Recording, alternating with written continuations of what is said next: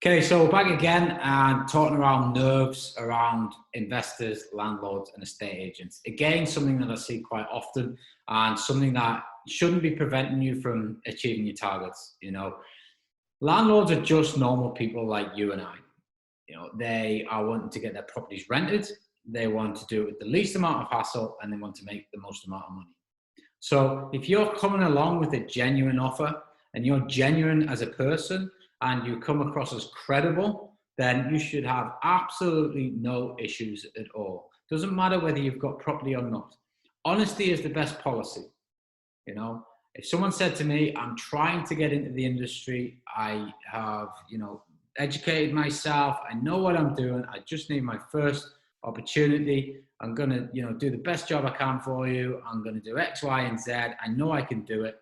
I would prefer that than someone just bullshitting their way through, lying, and saying they've got X and when they've got nothing, So it's really important that you just be yourself, but there's no need to be nervous. It's not scary. No one's going to bite your head off.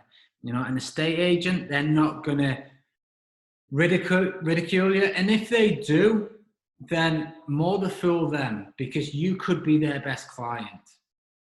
The amount of deals that I will take off estate agents. Now, I've got estate agents that ring me with handfuls of lets that they want to get off their books because they get paid commission for that.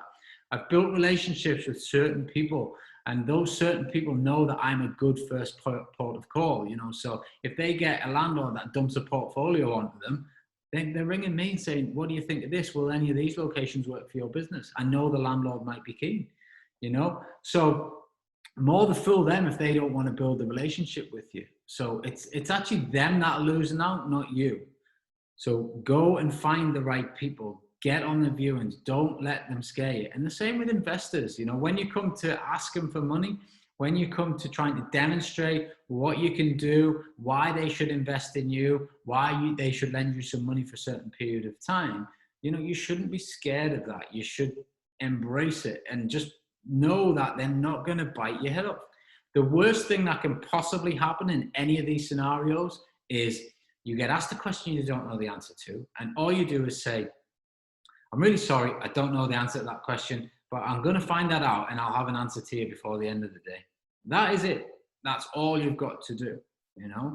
If they, if you're speaking with investors and, you might, or landlords, and you feel like you might have blown the opportunity by not answering the question, or you might have, not come across well, worst case scenario is you're not going to get that deal. You're not going to get that investment. You move on, you find another one. There's thousands of properties in all the locations that we operate in. The chances of you seeing that landlord again is probably slim to none.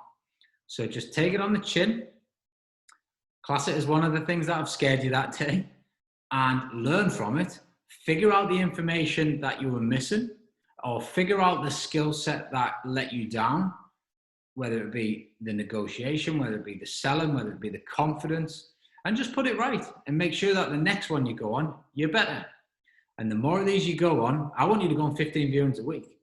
So if you go on 15 of these and every time you're getting better, within about 2 to 3 weeks, you've been on more viewings than most people will ever go on in a 6-month period. So you're all of a sudden becoming very confident. You know what you're doing. You know the questions that are coming. You know how to handle the conversations.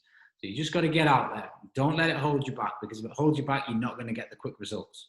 Okay. And if it really holds you back, you're not going to get any results, because unfortunately you cannot buy or acquire property on a rental basis or an acquisition on a purchasing basis from behind a laptop, especially at the start. You might be able to do it once you get a bit better and you've got teams to leverage, but at the beginning, you got to go and do it yourself. You got to get out there. So don't let it scare you. There's nothing to worry about. Be confident and get out there.